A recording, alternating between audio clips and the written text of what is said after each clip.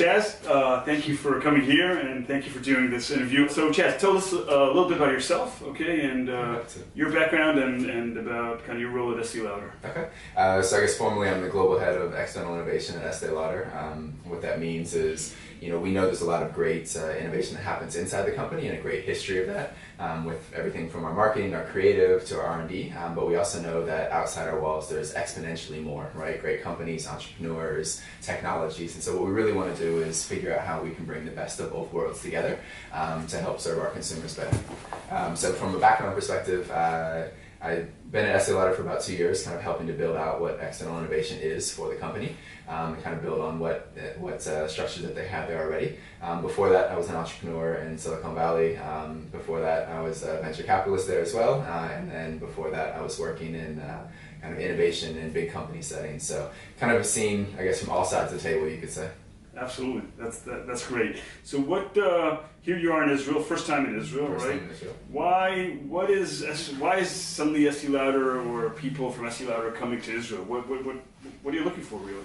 Yeah, I mean, so I don't think it's probably not as suddenly as it may sound. I mean, we've had a history of suppliers and technology that we've seen come out of Israel and that we've used in some of our products. I know we're building different innovation centers and technology nodes around the world to connect into that network that we said before. And so we recognize that there's great entrepreneurs and great companies that are being built here, and we really want to be where those entrepreneurs and where those companies are, to be part of that ecosystem, part of that conversation.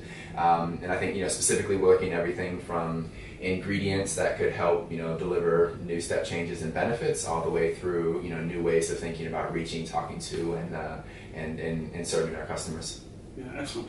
So do you think the innovation is going to be we're going to see it's the new materials that are going to happen, it's the biology that's going to innovate, or is it just the experience and how we buy it? I mean, or both maybe? Yeah, it's probably all of the above, and for Estee Lauder in particular, we compete in 4 categories: so skincare, makeup, hair care, and fragrance. And so each one of those has slightly different nuances in terms of some of the changes and the forces that are at play.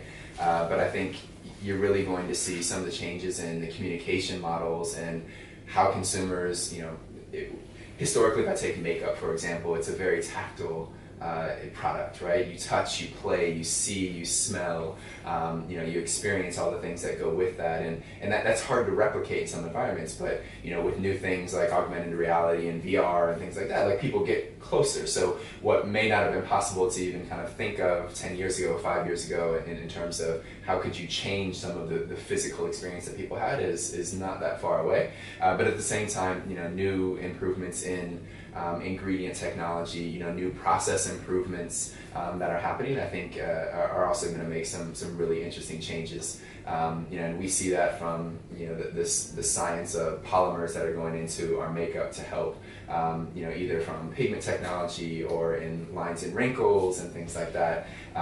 So I don't think it's an either or. I think it really is how do you combine the best of some of these technologies that are physically making the product better into how do you make really compelling and engaging experiences for consumers. Sure. I think we one of the things at Carmel, we don't invest so much on the polymer side, but we definitely are very much interested on both the distribution, also just in general that story or that combination of physical and virtual, right? And we see that in the growth of e-commerce for sure, yeah. But we also see it in, and we mentioned that a little bit, a company called Facetune, which is taking yourself, your image, and playing around with a little bit online to make yourself just kind of look a little bit better when you go on the social networks. I mean, at the end of the day, that's Mrs. Estee Lauder, Miss Estee Lauder.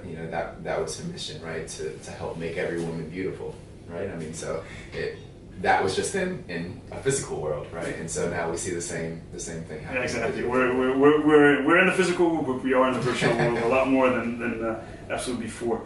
One interesting thing we saw this year is that if you look at the big acquisitions that happened in the venture world this year, it's suddenly that it's been the non-tech companies that we're buying. So the biggest exits were done by Unilever, were done by Walmart.com, right? It's not suddenly it's not Microsoft and Cisco that are making those big deals. Do you see Estee Lauder buying tech companies? Is that something that's going to happen? There hasn't been as much of an acquisitive period for a lot of strategics for a while. So there's a little bit of cash playing around, still super low rates. Like, how do you put that into play? And then a lot of companies, you know, and Estee Lauder is not insulated from this, are fundamentally seeing their markets, their distribution channels, their consumers shift. And tech companies have been the ones that have been able to react to that the fastest. They don't have some of the legacy edifice. They're able to build in very new ways. And I think non-tech companies are starting to appreciate that in different ways, right? So I think that's kind of the overarching narrative. From an Estee Lauder perspective, you know, we're very clear on what we're good at and what our competencies are, and that's in, you know, our creative, our biology, our chemistry, and so we want to stay true to that. So I think strategically, you know, we really want to focus on what we do well, and then find ways to interact with things that make that consumer experience better, make that product better. That might manifest in a technology acquisition. I would say, you know, our goal is not to go out kind of probably looking for technology acquisitions at the moment, but it's one where, you know, we're really open to how do we find ways that build mutual value, and that's a lot of what my role is. So finally, last question: what was the most surprising thing so far in Israel that kind of you didn't expect? I'm only on day 2, so there's probably still more to come. I think honestly, just I would say the ecosystem, right? So I live in Silicon Valley, a phenomenal tech ecosystem. Being here, seeing the passion, seeing the excitement, and then just how open and friendly people are to really figure out how to solve a problem and to drive it forward and to promote the technology that's here. I think that's been probably the most fun. There's some interesting companies, but I won't share that until we get too far down the road. But I think I think it's just a matter of, like, you know, what's really being built here, and I'm excited to kind of watch that and be part of it. Okay, awesome. Chaz, thanks a lot. Thank you. Great.